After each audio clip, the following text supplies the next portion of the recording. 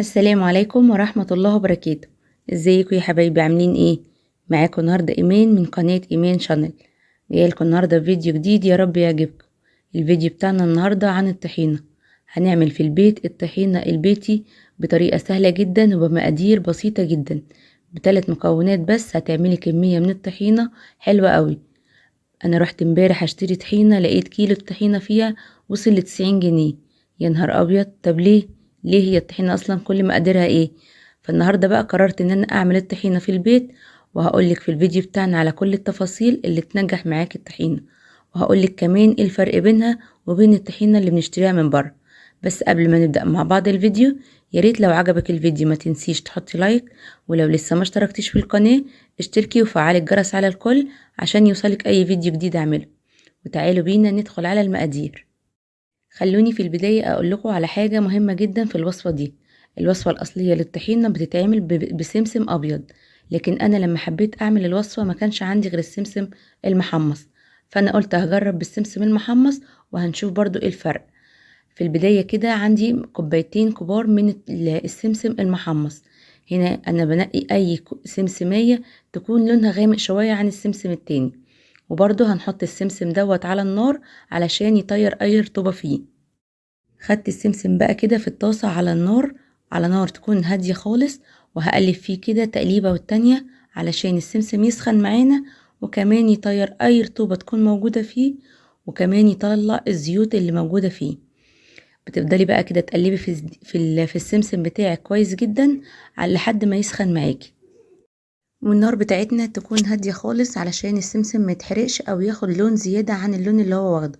ما تنسيش ان السمسم بتاعنا محمص، فاحنا مش عايزين نديله اللون خالص، احنا بس عايزين نطير الرطوبة اللي فيه. بعد كده بقى بنروح نقلينه في طبق ونفرده في الطبق دوت ونخليه يبرد على ما نكمل بقية المقادير. في نفس الطاسة بقى هجيب كوباية من الدقيق بنفس برضو حجم الكوباية اللي كنت معايرة بيها السمسم.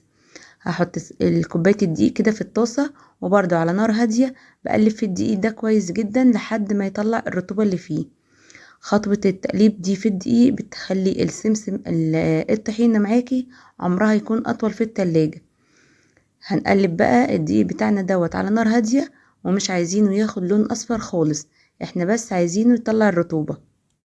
بعد كده بقى هنروح على الخلاط ونشوف احنا هنعمل ايه. هناخد بنفس الكوباية اللي عيرنا بيها الأول كوباية من الزيت، هننزلها بقى كده في الخلاط وهننزل عليها بالسمسم اللي احنا محمصينه. احنا هنا بقى بنضرب السمسم في الزيت علشان يبقى خليط متجانس، والسمسم يتضرب ويتطحن كويس جدا. الخطوة دي الأول كنا بنعملها في المطحنة، بناخد السمسم كده في المطحنة نطحنه، وبعد كده نضيفه في الخلاط وهو مطحون عليه الزيت. لكن الخطوة دي بقى سهلت لنا كل حاجة، والخلاط بيسهل أي حاجة. فبتحطي السمسم على الزيت وبتخلطيهم مرة واحدة، بيطلع لك خليط ناعم جدا، بس أهم حاجة نضرب فيه كويس. وبعد ما تتأكدي ان الزيت اختلط كويس جدا بالسمسم وبقوا خليط كلهم ناعم، بنضيف زي ما احنا شفنا كوباية من الدقيق. بتضربي بقى بعد كده كل المقادير مع بعض. احنا لحد دلوقتي حطينا كوبايتين من السمسم، ودول بمعيار ربع كيلو، عليهم كوباية من الزيت وكمان كوباية من الدقيق. هنا بقى انا كنت بشوف قوام الطحينة فلقيتها خفيفة جدا ومش هتنفع تكون بالقوام ده، فعملت ايه؟ حطيت كوباية تانية من الدقيق على البوتاجاز، وبرضو قلبتها كويس جدا على نار هادية لحد ما طيرت لي الرطوبة اللي في الدقيق، ورحت ضيفاها في الخلاط على الخليط ده، لان طبعا كده الطحينة بتاعتي قوامها كان خفيف جدا. يبقى كده المقدار الصح والمعيار الصح للطحينة، احنا بنحط كوبايتين من السمسم اللي هو بمعيار ربع كيلو، عليهم كوبايتين من الدقيق، وعليهم كمان كوباية من الزيت. دي كلها بنفس الكوباية اللي احنا بنعاير بيها، هي بتبقى كوباية واحدة، او بنفس الكوباية بنعاير كل المقادير. بتفضلي بقى بتضيفي في الدقيق لحد ما تحصلي على القوام التقيل اللي انت شايفاه معاكي في الفيديو. وخلي بالك ان الطحينة لسه معمولة سخنة، فكده كده لما بتبرد بتتقل اكتر. وزي ما انت شايفة بقى القوام بتاعنا عامل ازاي، تحفة جدا. تعالي بقى اقولك عن رأيي في الطحينة، وكمان هل لاحظت ان في فرق بينها وبين الطحينة اللي بنجيبها من بره؟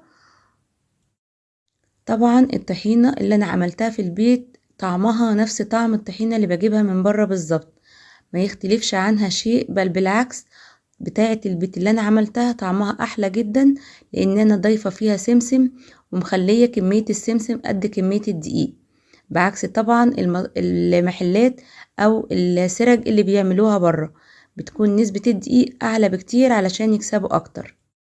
اما بقى الفرق الوحيد المختلف هو لون الطحينة. لون الطحينة بتاعت البيت كانت اغمق من الطحينة اللي بجيبها من بره، وده طبعا يرجع لان انا مستخدمة سمسم محمص ومش سمسم ابيض، لكن لو استخدمنا سمسم ابيض هيدينا نفس النتيجة ونفس اللون. وده بس كان الفرق الوحيد اللي لاحظته بين الطحينة اللي عملتها والطحينة بتاعت بره، ودي حاجة انت ممكن تتفاديها بانك تستخدمي سمسم ابيض وانت بتطبقي الوصفة. وبكده يكون الفيديو بتاعنا النهاردة خلص، اتمنى يا رب يكون عجبكم، ولو عجبكم الفيديو ما تنسوش تحطوا لايك، ولو لسه ما اشتركتوش في القناة اشتركوا وفعلوا الجرس على الكل، واشوفكم في فيديو جديد ان شاء الله، ومع الف سلامة.